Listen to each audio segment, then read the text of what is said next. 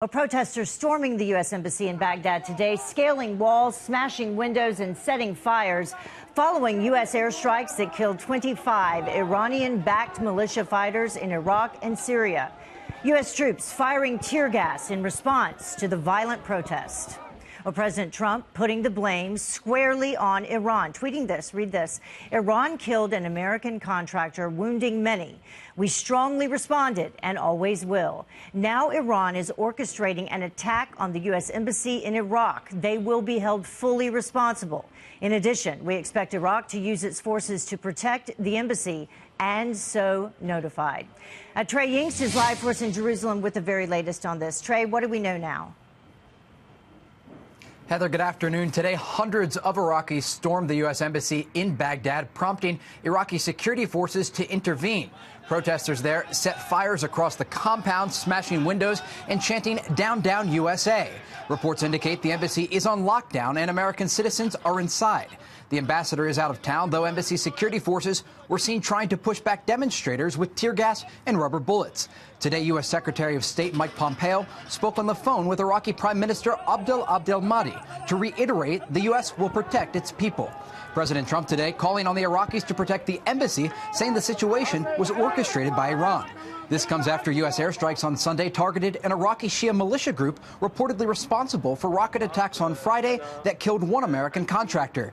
The group that was hit, Kataib Hezbollah, has vowed to respond against the United States. It is flagrant aggression. It is aggression on Iraq's sovereignty.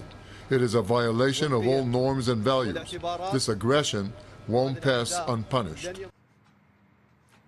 I did speak today with one U.S. official who described the situation as tense, adding that there needs to be a distinction between the protesters who were at the embassy today and other demonstrators who have marched in the streets of Baghdad throughout the end of this year. Those demonstrators protesting the Iraqi government.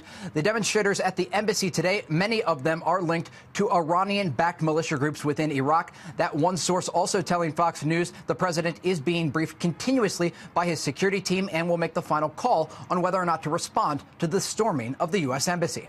Heather? So, Trey, we mentioned this at the very top. Security is being stepped up at the embassy? That's right. According to the Department of Defense, about 100 U.S. Marines are going to the U.S. Embassy in Baghdad to help bolster security there. We did see earlier today U.S. Apache helicopters firing flares, really just to send a message to those Iranian-backed militants who have arrived at the embassy and protesters that are joining them. The United States has the firepower in the region to respond with force if necessary. We do know that the U.S. security forces who were on the ground today, although the ambassador was not there, did have to use tear gas and rubber bullets. There were a number of reports on the ground in Baghdad of injuries there, but no casualties as a result of the clashes that erupted as those U.S. forces tried to push back demonstrators from the embassy.